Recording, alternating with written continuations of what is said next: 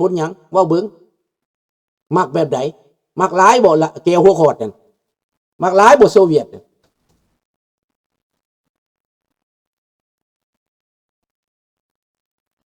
ลาวคือลุงศูนย์บ่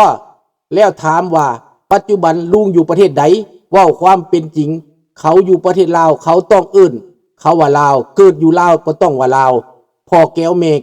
แม่ลาวก็เลือดลาวคือกันถ้าจะเว้าคือลุงมันก็บ่จบสันลิสิ้นละเอ้าเจ้ามาลูกหลานน่ะมันคนละเรื่องไหนงั้นสิอยู่ไสก็อย่าถ้าเจ้ามาลูกหลานน่ะเข้าใจแล้วบ่ต้องมี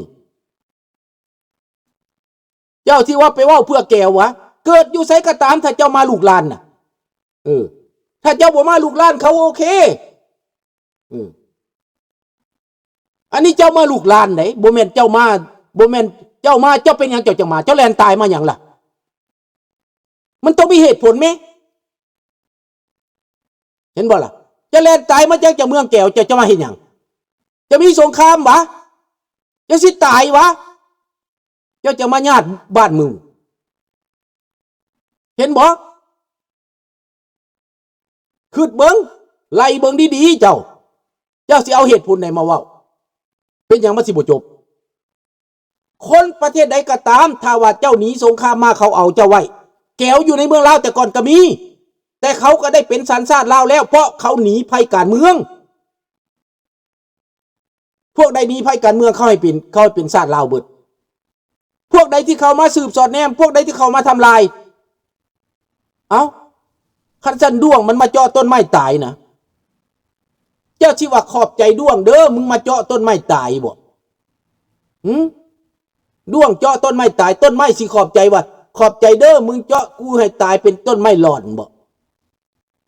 งั้นนั่นวะคนที่มาทำลายจะเป็นชาติใดก็อย่าสิเป็นลาวด้วยกันเขาก็ว่าศัตรู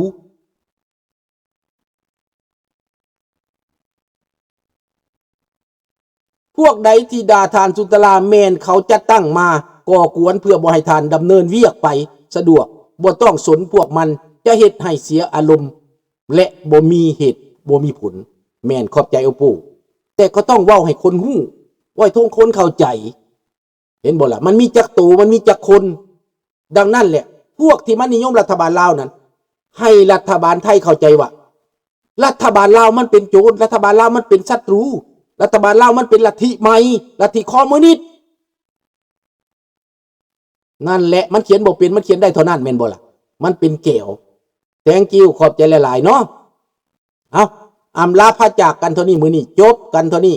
อำลาพระจากก่อนราตรีสวัสดิ์อยากนอนแล้วลุงเอ้ยมื้อนี้มื้ออื่นฟังย้อนหลังเด้อลุงเอ้ยขอบใจบ๊ายบายราตรีสวัสดิ์เบิดทุกคน